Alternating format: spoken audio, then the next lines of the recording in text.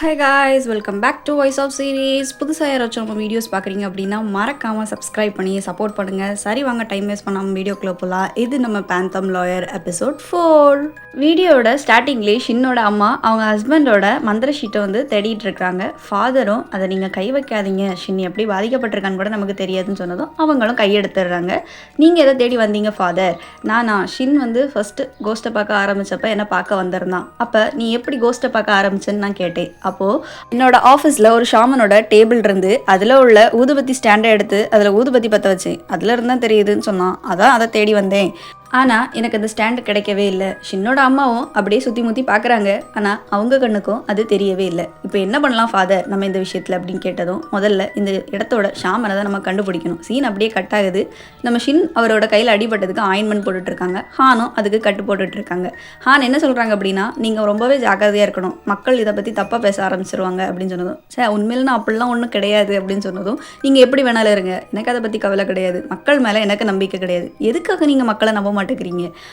உண்மையிலே அந்த இடம் ரொம்பவே ஆபத்தானது, நீங்கள் கொஞ்சம் ஆக்சிடெண்ட்டில் மாட்டிருப்பீங்கன்னு சொன்னதும், நான் அப்படி தான் கொஞ்சம் அடிக்கடி ஜோன் அவுட் ஆயிடுவேன், நீங்கள் அதை பற்றி கவலைப்படாதீங்க. சரி நீங்கள் இங்கே என்ன பண்ணுறீங்க அப்படின்னு கேட்டதும், க்ளோரி என்டர்டெயின்மெண்ட்டோட புது லாயரே நான் தான். சரி நீங்கள் இங்கே என்ன பண்ணுறீங்க அதை முதல்ல சொல்லுங்கள். இங்கே எனக்கு பிடிச்ச ஐடாலை பார்க்க வந்திருந்தேன் அப்படின்ற மாதிரி மழுப்புறாரு. உண்மையை தான் சொல்கிறானா அப்படின்ற மாதிரி பார்க்குறாங்க. ஸோ அப்படியே கட் பண்ணால் க்ளோரி என்டர்டெயின்மெண்ட்டில் நம்ம ஹான் வராங்க. அங்கே சண்டை போட்ட இடத்தையும் பார்க்குறாங்க. அதில் ஒரு சிசிடிவி கேமராவையும் நோட் பண்ணுறாங்க. இந்த சைடு நம்ம சூயாவும் ஷின்னும் காரில் வந்துட்டுருக்காங்க. சூயா நம்ம ஹானை பற்றி விசாரிக்கிறா, அந்த லேடி யார் அப்படின்னு. ஸோ நம்ம ஷின்னும் சொல்கிற லாஸ்ட் கேஸில் எனக்கு ஆப்போசிட்டாக வாதாடினவங்க அவங்க தான். உங்களுக்கு அவங்கள ரொம்ப பிடிக்கும் போல் உங்கள் கண்ணெல்லாம் சிவக்குது அப்படின்னு சொன்னதும், நீ பொசஸ் ஆனதுனால தான் என் கண்ணமே சிவக்குது. சரி உன் மேலே எனக்கு எந்த கோவமும் இல்லை, அதனால் அதை நினச்சி நீ வருத்தப்படாத சரியா? ஆமாம் எனக்கு தெரியும் உங்களுக்கு என் மேலே கோவம் இல்லைன்னு, ஆனால் என்னால் தான் உங்களுக்கு ஆக்சிடென்ட் ஆகிருக்கும், ஏதோ ஜஸ்ட் மிஸ்ஸில் நீங்கள் தப்பிச்சிட்டிங்க. சரி அதான் எதுவும் ஆகலைல்ல, அதை பற்றி எதுக்கு பேசுகிறேன் விடு. கட் பண்ணால் நம்ம ஹானை கட்டுறாங்க. கிட்ட நான் க்ளோரி என்டர்டெயின்மெண்ட்டோட லாயர், சிசிடிவி பார்க்கலாமான்னு கேட்டதும், நல்ல வேலை நானும் போலீஸை தான் கூப்பிடலான் இருந்தேன், போலீஸா எதுக்கு அப்படின்ற மாதிரி நம்ம ஹானும் பார்க்குறாங்க. அப்போ தான் அவர் கையை கட்டுறாரு நம்ம ஷின் கடிச்சு வச்சதை. இந்த சைட் ஷின் அவரோட டேஷ் கேமில் இருந்து மெமரி கார்டை எடுக்கிறாரு, ஏதாவது மாட்டிருக்கலாம் அப்படின்னு. உள்ளே வந்துடுறதும் வீட்டுக்குள்ளே எல்லாரும் அவரோட கையை தான் பார்க்குறாங்க என்னாச்சு அப்படின்னு. இதை வந்து மாமா போய் அம்மாட்டே சொல்லிடுறாங்க. கட்டாயமாக கோஸ்ட்னால தான் எதுவும் ஆயிருக்கு, நான் விசாரிச்சுட்டு சொல்கிறேன், பெருசாக எதுவும் இல்லை, பயப்படாதீங்க. இதை வந்து அவங்க அக்கார குறையாக கேட்டுருவாங்க. இதை சமாளிக்கிறதுக்காக அம்மாவும் மாமாவும் வித்தியாசமாக பண்ணிகிட்டு இருப்பாங்க. இந்த சைடு நம்ம ஷின்னும் அவர் மெமரி கார்டில் என்ன ரெக்கார்டாக இருக்குன்னு பார்த்துட்டு இருப்பாரு. ஹானோ சிசிடிவியில் என்ன ரெக்கார்டாக இருக்குன்னு பார்த்துட்டு இருக்காங்க. சிசிடிவியில் நம்ம ஷின் வந்து பொண்ணு மாதிரி நடந்துக்கிடுறது, அதுக்கப்புறம் நம்ம செக்யூரிட்டி பிடிச்சி கடிச்சு வச்சது, இதெல்லாம் பார்த்துட்டு இவன் என்ன பைத்தியமா அப்படின்ற மாதிரி பார்க்குறாங்க.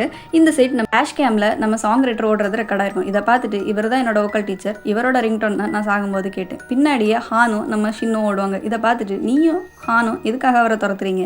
நான் துரத்தலை, இவ தான் அப்படின்ற மாதிரி கை காட்டுவா. இதை பார்த்த உடனே அவள் இங்கே தான் இருக்கான்னு நம்ம மாமாவுக்கு புரிஞ்சிடும். இந்த சைட் நம்ம ஹான் வந்து ப்ராசிக்யூட்டர் கிம்முக்கு ஃபோன் அடித்து கேட்பாங்க சில விஷயங்களை. என்னன்னா லாஸ்ட் கேஸில் வேரோஸுக்கு ஷின் எப்படி வந்தாருன்னு விசாரிச்சிங்களான்னு கேட்குறாங்க. ஆமாம் விசாரிச்சு, அவனுக்கு ஏதோ சீக்ரெட் இன்ஃபர்மேஷன் கிடச்சதுன்னு சொன்னான். சரி அது யார்கிட்ட இருந்து விசாரிச்சிங்களா இல்லையா? ஆமாம் விசாரிச்சேன், ஆனால் அதை சொல்லலை, எங்களுக்கும் எவிடன்ஸ் கிடைச்சதுனால நாங்களும் அதை பெருசாக கண்டுக்கல. அப்படியா, சரி நான் வைக்கிறேன் அப்படின்ற மாதிரி சொல்லிட்டு ஹானும் வச்சிடுறாங்க. அதுக்கப்புறமா நம்ம சாங் ரைட்டரோட கேஸ் ஃபைலை எடுத்து பார்த்துட்டு இருக்கிறாங்க. இந்த சைடு நம்ம ஷின்னும் அதைத்தான் வந்து பார்த்துட்டு இருக்கிறாரு கூகுளில். அவர் மேலே 2 பிளாஜரிசம் கேஸ் இருக்குது. இந்த விஷயத்த 3 பேரும் பார்த்துட்டு இருக்கிறாங்க. சூயா இதை பார்த்துட்டு, அவர் உண்மையிலே அப்படிப்பட்ட ஆள்லாம் கிடையாது, எங்களுக்கெல்லாம் அவரோட வீட்டுக்கு கூட்டு போய் சமைச்சு கூட தந்திருக்கிறாரு. சூயாவோட மொபைல் ஆண்ட்ராய்டுன்னு தெரிஞ்சதும் நம்ம ஷின்னும் அதோட ஐபி அட்ரஸ்லாம் போட்டு லொக்கேஷன் கண்டுபிடிக்கிறதுக்காக ட்ரை பண்ணிட்டு இருக்காரு. லொக்கேஷனும் கண்டுபிடிச்சிடுறாங்க. அது வேறு யாரோட இடமில்ல, சாங் ரைட்டரோட இடம் தான். இதை பார்த்துட்டு சூயா ஆச்சரியத்தில் இருக்கா. நம்ம போலீஸுக்கு கால் பண்ணலாமான்னு மாமா கேட்டதும், இல்லை நம்ம இன்னும் எவிடன்ஸை கலெக்ட் பண்ணணும், அப்படின்னா தான் மாட்டி விட முடியும். கட் பண்ணால் லாஸ்ட் கேஸில் உள்ள கேங்ஸ்டரை தான் காட்டுறாங்க ஜெயிலில். யாங்டு அவரை பார்க்கறதுக்காக வந்திருக்கிறாரு. செம்மையாக கோவப்படுறாரு எவிடன்ஸை அழிக்காததுக்கு. 70 வயசுக்குள்ளே உன்னை வெளியே எடுத்துடலான்னு செம்மையாக கோவத்தில் கிளம்புறாரு. அப்போது இதுக்கு எல்லாத்துக்கும் அந்த லாயர் தான் காரணம். என்னோட வேர் ஹவுஸில் அவன் லீ காங்புங் மாதிரி நடந்துக்கிட்டான். இதை கேட்டதுமே இதில் ஏதோ விஷயம் இருக்குன்னு யாங்டுக்கும் புரியுது. நான் வரது வரைக்கும் இதை பற்றி யார்கிட்டையும் மூச்சு விடாதுன்னு சொல்லிட்டு போகிறாரு. வெளியே போய் டேரக்டர்கிட்ட சின்ன பற்றின எல்லா டீட்டெயில்ஸும் வேணும், அவனோட கிளைண்ட் டீட்டெயில்ஸும் வேணுன்றாரு. இந்த சைட் ஃபாதர் லேண்ட்லார்டு கிட்ட ஷாமனை பற்றி ஏதாவது விஷயம் தெரியுமான்னு கேட்கறதுக்காக வந்திருக்காங்க. கட் பண்ணால் நம்ம ஷின், சூயா, மாமா எல்லாரும் நம்ம சாங் ரைட்டர் வீட்டுக்கு முன்னாடி நிற்கிறாங்க. சூயா ஃபஸ்ட்டு உள்ளே போய் பார்க்குறதுக்காக போகிறா. ஸோ அவள் போய் ரொம்ப நேரம் ஆனதுனால ஷின்னும் நானும் உள்ளே போய் பார்க்குறேன்னு சொல்லவும் மாமா அவர் கையில் இருக்கக்கூடிய அந்த எலக்ட்ரிக் மிஷினை எடுத்து கொடுக்குறாரு, சேஃப்டிக்கு வச்சுக்கோன்னு. இதை வாங்கிட்டு இன்னும் காம்பவுண்ட் ஏறி குதிச்சு சாங் ரைட்டரோட வீட்டுக்குள்ளே சூயாவை தேடி போகிறாரு. உள்ளே போனதும் சூயாவையும் பார்க்குறாரு. ஆனால் சூயா வேற எதையோ பார்த்துட்டு இருக்கா. சூயா நமக்கு டைம் ஆச்சு, வா நம்ம போகலான்னு சொல்லவும் கீழே சாங் ரைட்டர் அவளோட பாட்டை கம்போஸ் பண்ணிகிட்டு இருக்கதை பார்த்துட்ருக்கா.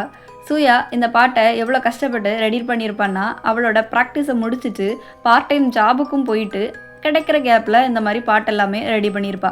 சூயாவோட ஃபோனை அன்லாக் பண்ணதை பார்த்ததும் இதுக்காகத்தான் உன்னை கொலை பண்ணியிருக்கான் போல்.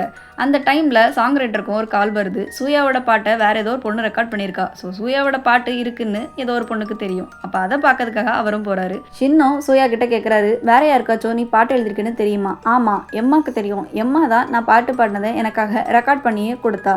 சரி, அப்போ எம்மாவுக்கு தான் இப்போ ஆபத்து. சரி, வேற யாருக்காச்சும் தெரியுமா?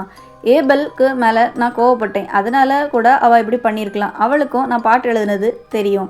இந்த சைடு சாங் ரைட்டர் வெளியே வரவும் ஹான் வராங்க, நேற்றுக்கு நடந்த விஷயத்தை பற்றி விசாரிக்கிறதுக்காக. அவரும் அந்த சைக்கோவா லியோனோட ஸ்டாக்கராக இருப்பான்னு நினைக்கிறேன், அவளை மாதிரி நடந்துக்கிட்டான். அந்த பொண்ணு சூசைட் பண்ணிக்கிட்டல. எதுக்காக சூசைட் பண்ணிக்கிட்டான்னு உங்களுக்கு தெரியுமா? இப்போ எதுக்கு திடீர்னு அதை பற்றி என்கிட்ட விசாரிக்கிறீங்க? இல்லை, சும்மா தான்.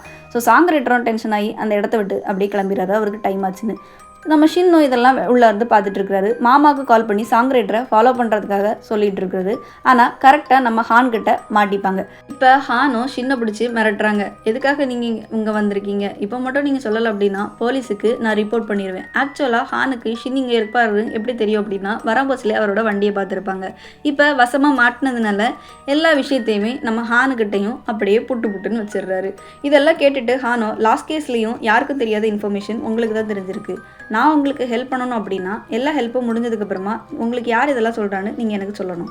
ஸோ ஷின்னும் இதுக்கு டீலுன்னு சொல்லியிருப்பாரு. அதுக்கப்புறமா ஹானுக்கிட்ட இருந்து எம்மாவோட லொக்கேஷனையும் வாங்கிட்டு அவங்களோட காரையும் வாங்கிட்டு எம்மாவை காப்பாற்றுறதுக்காக நம்ம ஷின் போயிட்டுருக்கிறாரு. லொக்கேஷனுக்கும் ரீச் ஆகிடுறாரு. எம்மா ஆல்ரெடி காரில் யாருக்காவோ வெயிட் பண்ணிகிட்ருக்கா. ஷின்னை பார்த்துட்டு என்னை ஃபாலோ பண்ணுறீங்களா அப்படின்ற மாதிரி வந்து கேட்குறா. இல்லைம்மா, நான் ஒன்றும் ஃபாலோ பண்ணல. ஆனால் சாங் ரைட்டர் ரொம்பவே மோசமானவன். அவன் சோயாவை கொலை பண்ணிவிட்டு அவளோட சாங்கையும் எடுத்துக்கிட்டான். இதை கேட்டுட்டு எம்மா அவர் அப்படிலாம் பண்ண மாட்டார், இதைத்தான் சோயாவும் சொன்னான். அப்போ சோயா அவங்கள்ட்ட இதை எப்போ சொன்னான்? கரெக்டாக இப்போ வந்து அந்த சாங் ரைட்டரும் வந்துடுறாரு. இதை பார்த்துட்டு சரி அவன் அவங்ககிட்ட ஏதாவது தப்பாக நடந்துக்கிட்டானா இதை யூஸ் பண்ணு அப்படின்ற மாதிரி மாமா தந்தத்தை கொடுக்குறாரு. முன்னே போயிட்டுருக்கிறாரு. கரெக்டாக அவருக்கு எம்மா ஷாக் வச்சிடுறா. இதை பார்த்துட்டு சூயாவுக்கும் ஒரே ஷாக்காக இருக்குது. அப்போ அவள் கேட்குறா, இவன் யார்? இவனுக்கு எப்படி எல்லா விஷயமும் தெரிஞ்சு? இந்த சைக்கோவா? இவன் இங்கே என்ன பண்ணுறான்? அன்னைக்கு நம்ம 2 பேர் மட்டும்தான் இருந்தோம், வேறு யாருக்கும் தெரிஞ்சிருக்க வாய்ப்பே இல்லை. அதைத்தான் நானும் சொல்கிறேன், இவனுக்கு எப்படி தெரிஞ்சிச்சு? சரி ஃபஸ்ட்டு நீ ஃபோனை எடு அப்படின்னு சொன்னோம். ஃபோனை எடுப்பான். கரெக்டாக நம்ம ஷின் வந்து அதை பிடிங்கிடுவார் ஃபிங்கர் பிரிண்ட்டோட. நம்ம சாங் ரைட்டரையும் லாக் பண்ணிடுவார். ஆக்சுவலாக இது இவருக்கு எப்படி தெரிஞ்சிருக்கும் அப்படின்னா கிளம்புறதுக்கு முன்னாடியே ஸ்கோர் போர்டை வந்து கேட்டிருப்பாரு நம்ம ஹான்கிட்ட. அவங்களும் சென்ட் பண்ணியிருப்பாங்க. அதில் நம்ம சூயா 2, எம்மா 8, ஏபல் 12. இதில் அதிக லாபம் எம்மாக்கு தான் இருக்குது. மொதல் 7 மெம்பர்ஸ் தான் டெபிட் பண்ண முடியும். ஒன்று கீழே தள்ளிட்டா அவளால் டெபிட் ஆக முடியும். அதனால தான் உன்னை கொலையும் பண்ணியிருக்காரு மாதிரி சூயாட்ட சொல்கிறாங்க. கரெக்டாக இந்த டைம் சாங் ரைட்டர் எஸ்கேப் ஆகிறாரு. ஆனால் மாமா ஃபாலோ பண்ணிட்டே வந்ததுனால அவரும் போலீஸ் மாதிரி ஆக்ட் பண்ணி அவரை அரெஸ்ட் பண்ணிடுறாரு. இந்த சைடு நம்ம எம்மா தப்பிச்சு ஓடவும் நம்ம ஷின்னும் வந்து வளைச்சி பிடிச்சிடுறாரு. அப்போது நம்ம சூயா கேட்குறா, அதை எதுக்காக இப்படி பண்ணான்னு மட்டும் கேளுங்கன்னு. எம்மாவும் பார்த்துட்டு இவன் என்னடா தனியாக பேசிகிட்டு இருக்கன்ற மாதிரி பார்க்கா. ஷின்னு கேட்குறாரு, எதுக்காக உன் ஃப்ரெண்டுக்கு இப்படி ஒரு காரியத்தை நீ பண்ண அப்படின்னு. அவளும் சிரிச்சுக்கிட்டு, ஃப்ரெண்டா? அவளை நான் என்றைக்குமே ஃப்ரெண்டாக பார்த்ததில்ல. அப்புறம் தான் ஃப்ளாஷ்பேக் சொல்கிறா. எம்மா பணக்கார வீட்டு பொண்ணு, இதுக்காகவே செலவு பண்ணி படிக்கிறா. ஆனால் சூயா அப்படி கிடையாது. ஒரு நாள் திடீர்னு வந்து அவளோட இடத்த தட்டி பறிச்சுக்கிட்டா. மற்றவங்க கிட்ட அவள் கோவப்பட்டாலும் மற்றவங்க அவகிட்ட ஈஸியாக நம்ம இறங்கி போயிடுறாங்க. இதெல்லாம் நம்ம எம்மாவுக்கு பிடிக்கவே இல்லை. அது மட்டும் இல்லாமல் எப்போவும் எம்மாவோட அவள் டாப்பில் இருக்கா. அவள் பாட்டெல்லாம் வச்சுருக்கதை பார்த்துட்டு அவள்கிட்ட இருந்து கொஞ்சம் ஷேர் பண்ணி அவள் பாட்டு மாதிரி நம்ம சாங் ரைட்டர்கிட்ட காட்டிப்பா. இதை வந்து அவரும் ஓ சாங் தானே, அப்போ இது உனக்காக நம்ம டெபியூட் பண்ணலாம்னா அவரும் சொல்லியிருப்பாரு. இந்த மற்ற பொண்ணுங்க கிட்ட சூயாவை குட் பண்ண வைக்கிறதுக்காக கூட சேர்றதுக்காக மிரட்டியிருப்பா. அவங்களும் அப்போ பெரிய ஆளுன்றதுனால ஒத்துப்பாங்க. மேலே வந்து பாப்பா சூயா இன்னைக்காவது வருத்தப்படுறாள். ஆனால் சூயா சிரிச்சிட்டு இருப்பா. இதை பார்த்துட்டு பொறுக்கவே முடியாதாவா சூயாவை ஒரு வேகத்தில் வந்து தள்ளிடுவா. ஸோ அப்படி தான் சூயாவை வந்து இவ கீழே தள்ளி விட்டுருப்பா. இந்த டைமில் கரெக்டாக யார் வந்திருப்பான்னா நம்ம சாங் ரைட்டர் வந்து பார்த்துருவார். அப்போ தான் அவளுக்கு ரிங் டோனும் கேட்டிருக்கோம். நான் உடனே போலீஸுக்கு ஃபோன் பண்ணுவேன்னு தான் சாங் ரைட்டர் சொல்லுவார். ஆனால் இவ வந்து மிரட்டுவா, நீ அவளோட பாட்டை திருடிட்டேன்னு நான் சொல்லுவேன் அப்படின்னு. உன்னோட பாட்டுன்னெலாம் சொன்னேன் அப்படின்னு சொல்லுவோம். அப்படிலாம் இல்லை, அது அவளோட பாட்டு. கீழே டக்காவுடைய ஃபோனை எடுத்துகிட்டு இதில் இன்னும் நிறைய பாட்டு இருக்குது, உன் பேரில் நீ வந்து இதை வெளியே விடு. அது மட்டும் இல்லாமல் இந்த விஷயம் வேறு யாருக்கும் தெரியாது, அப்படி தான் மிரட்டியிருப்பா. சூர்யாவும் ஷின்னோட உடம்புல பொசஸ் ஆகி நான் உன்னை ஃப்ரெண்டாக தானே பார்த்தேன், இதுக்காக நீ எனக்கு இப்படி பண்ணேன்னு சொன்னதும் இவன் என்ன சூர்யா மாதிரி பண்ணுறான்னு பிடிச்சி தள்ளுவா. கரெக்டாக ஹானும் அந்த இடத்துல இவளை அரெஸ்ட் பண்ணிடுவாங்க. போலீஸ் வந்துடும், கேஸும் க்ளோஸ் ஆயிரும். நம்ம ஷின்னும் ஏபல் இவளுக்காக வருத்தப்பட்ட மெசேஜை வந்து காணிப்பாங்க. சூர்யாவும் பாப்பா. அதுக்கப்புறம் அவங்க அம்மாவோட நம்பரையும் நம்ம ஷின் எடுத்திருப்பாங்க அந்த ஃபோனில் இருந்து. சூர்யாவோட அம்மா ஹாஸ்பிட்டலில் காட்டுறாங்க, சீக்கிரமாகவே உங்களுக்கு டோனர் கிடச்சா நல்லதுன்னு சொல்கிறாங்க. இதெல்லாம் கேட்டுட்டு சூர்யாவும் இருக்கா. சூர்யா கிட்ட அப்புறம் தான் ஷின் சொல்கிறாரு, 18 வருஷத்துக்கு முன்னாடியே அவங்க அம்மாவுக்கு கண்ணில் ப்ராப்ளம், சூர்யாக்கு எதுவும் ஆயிரக்கூட இருந்தால் அவங்க அம்மா கிட்டே கொண்டு விட்டுருப்பாங்க, ஆனால் சூர்யாவை தான் நினச்சிட்டு இருந்திருப்பாங்க. ஒரு மாதம் தான் கண்ணு தெரியும்னு சொன்னதுனால தான் சூர்யாவுக்கு கால் பண்ணியிருப்பாங்க. இதெல்லாம் தெரிஞ்சதும் சூர்யா ரொம்ப ஃபீல் பண்ணுவாள். அதுக்கப்புறம் அவங்க அம்மாவுக்கு கண்ணையும் டொனேட் பண்ணிடுவாள். 4 பேர்த்துக்கும் என்ன டொனேஷன் பண்ணிடுவா அவளோட ஆர்கன்ஸை. அவங்க அம்மாவுக்கு கண்ணு தெரிஞ்சதுமே எங்கே அழுறாங்க, பொண்ணை பார்க்க முடியலன்னு. இப்போ அவங்க அம்மாவுக்கு பாட்டி இருக்காங்க, பாட்டிக்கு அம்மா இருக்காங்க. இதை பார்த்துட்டு சூர்யாவுக்கும் ஹாப்பியாக இருக்குது. அவங்கள போய் அப்படியே ஹக் பண்ணிக்கிறா. இந்த சைடு நம்ம ஃபாதரை காட்டுறாங்க. அவங்க அம்மா கிட்ட வந்து சொல்கிறாங்க, ஷியாமனை கண்டுபிடிக்கவே முடியல, ஆனால் நீங்கள் கவலைப்படாதீங்க, அவங்க பையன் தனியாளாக இல்லை அப்படின்னா ஆறுதலும் சொல்கிறாங்க. கட் பண்ணால் மாமாவுக்கு போலீஸ் ஸ்டேஷனில் இருந்து ரிவார்ட் கிடச்சிருக்கோம், அக்யூஸை பிடிச்சி கொடுத்துருக்காங்க. ஸோ எல்லாரும் செலிப்ரேட் பண்ணிகிட்டு இருக்காங்க. அப்புறம் ஷின் வந்து நம்ம ஹானை பார்த்து தேங்க்ஸ் சொல்கிறதுக்காக வந்திருக்காங்க. நீங்கள் தேங்க்ஸ்லாம் சொல்ல வேண்டாம், கரெக்டாக இன்ஃபர்மேஷன் யார் சொல்கிறான்னு மட்டும் சொல்லுங்கன்னு சொன்னதும் எனக்கு கோஸ் தான் சொல்லுது, லாஸ்ட் கேஸ்லேயும் சரி இந்த கேஸ்லேயும் சரி அப்படின்னு சொன்னதும் உங்ககிட்ட போய் பேசணும் பத்தியா அப்படின்ற மாதிரி ஹான் வந்து திட்டிட்டு அப்படியே அந்த இடத்த விட்டோம் அப்படி கிளம்பிடுறாங்க.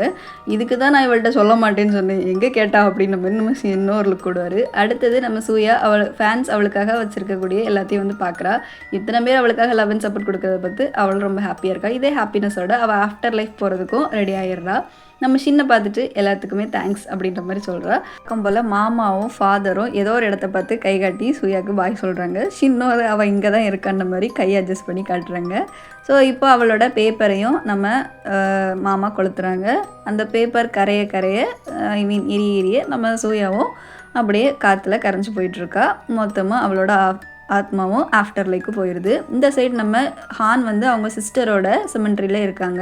அப்போ அவங்களுக்கு ஒரு மெசேஜ் வருது நம்ம ஷின்னுக்கிட்ட இருந்து, முன் நடந்ததுக்கு சாரி, இந்த பாட்டை மட்டும் கேளுங்க அப்படின்ற மாதிரி அனுப்பி விட்ருக்காங்க. அதை கேட்கவும் அவங்க சிஸ்டரோட அவங்க இருந்த குட் மெமரிஸ் எல்லாமே அவங்களுக்கு அப்படியே ஞாபகம் வருது.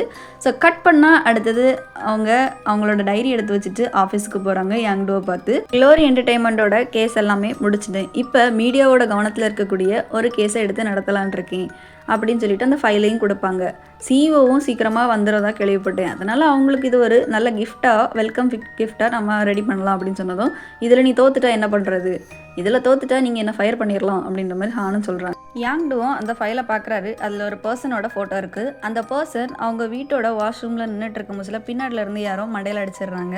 ஸோ அவ்வளோதான், அவர் கீழே விழுந்து அப்படியே இறந்துடுறாரு. இறந்தவர் எங்கே கண்ணு முழிப்பார், நம்ம ஷின்னோட ஆஃபீஸில். ஸோ ஷின்னும் வெல்கம் சார் அப்படின்ற மாதிரி சொல்கிறாரு. இவரும் பின்னாடி திரும்பி யார் சார் நீங்கள் இது மாதிரி கேட்டதும், நான் தான் உங்கள் லாயர் ஷின் இ ரேங். ஸோ இதோட இந்த எபிசோட் முடியுது. வீடியோ பிடிச்சிருந்தா மறக்காமல் லைக் பண்ணுங்கள், உங்களுக்கு பிடிச்சவங்களுக்கு ஷேர் பண்ணுங்கள். இந்த வீடியோவில் உங்களுக்கு பிடிச்ச பார்ட்டை மறக்காமல் கமெண்ட்டில் சொல்லுங்கள்.